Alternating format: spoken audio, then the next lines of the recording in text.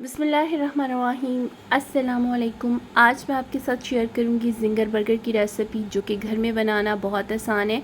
इसके लिए सबसे पहले मैंने 1 कप मिल्क लिया है और ये बलाई उतरा हुआ दूध है, घर में जो नॉर्मली यूज़ होता है।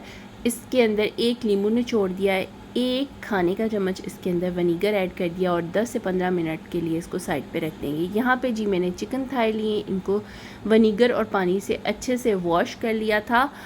थाई जो है इसका ज़िंगर बर्गर बहुत मज़े का बनता है, जूसी।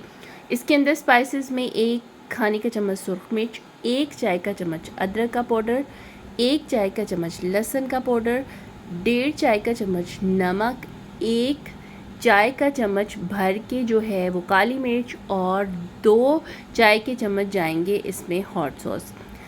अब जो हमने बटर मिल्क बनाया हुआ था वो इसके अंदर ऐड कर देंगे और इसको अच्छे से हाथों की मदद से या चम्मच की मदद से मिक्स कर लें। और अब हम आधे घंटे के लिए इसको साइड पे कर देंगे। इसको आधे घंटे के लिए रेस्ट दे देंगे। अब हम बना लेते हैं इसकी सॉस, और इसके लिए आधा कप जो है वो मैंने केचप ली है, आधा कप ही म्यूनीस ऐड की है। इसके अंदर हॉट सॉस जाएगी 1 खाने का चम्मच, इसके अंदर मस्टर्ड सॉस जाएगी 1 खाने का चम्मच इसके अंदर, और विनीगर ऐड करूँगी 1 चाय का चम्मच इसके अंदर, और काली मिर्च इसके अंदर जाएगी आधी चाय की चम्मच, और आधी चाय ही की चम्मच हम इसके अंदर पिंक सॉल्ट ऐड करेंगे। इसके बाद इसको अच्छे से मिक्स कर लेंगे ताकि तमाम चीज़ें यकजा हो जाएं और ये सॉस बनकर बर्गर सॉस बनकर रेडी हो गई। यहाँ पे 1 किलो मैदा था, मैंने वो उसको छान लिया था। इसके अंदर स्पाइसेस में जाएगा 1 खाने का चम्मच सुरख मिर्च, 1.5 चाय का चम्मच नमक और आधी चाय की चम्मच अदरक पाउडर।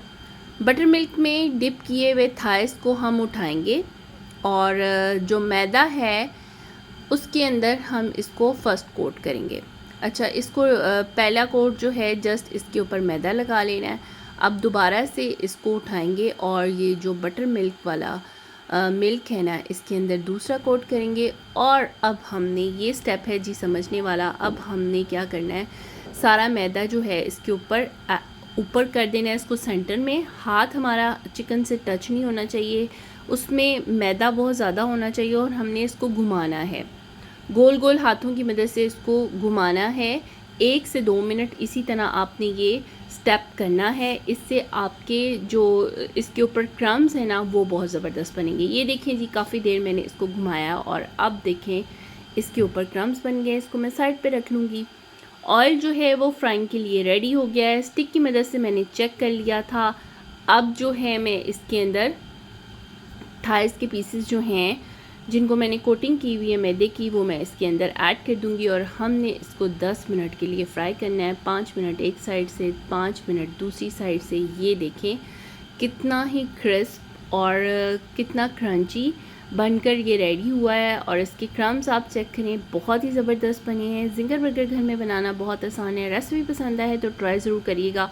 वीडियो पसंद आए तो लाइक एंड शेयर ज़रूर करिएगा और रेसिपी को ट्राई ज़रूर करिएगा। ये देखें जी, ये बनकर रेडी हो गया है। और ये इस तरह का जब क्रिस्पी ब्राउन हो जाए ना, तो फिर आपने इसको ऑयल से निकाल लेना है।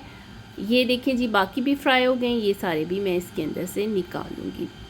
अब जी हम हल्का हल्का बटर लगाएंगे तवे पर और तमाम जो बर्गर के बंद हैं उनको सेक लेंगे।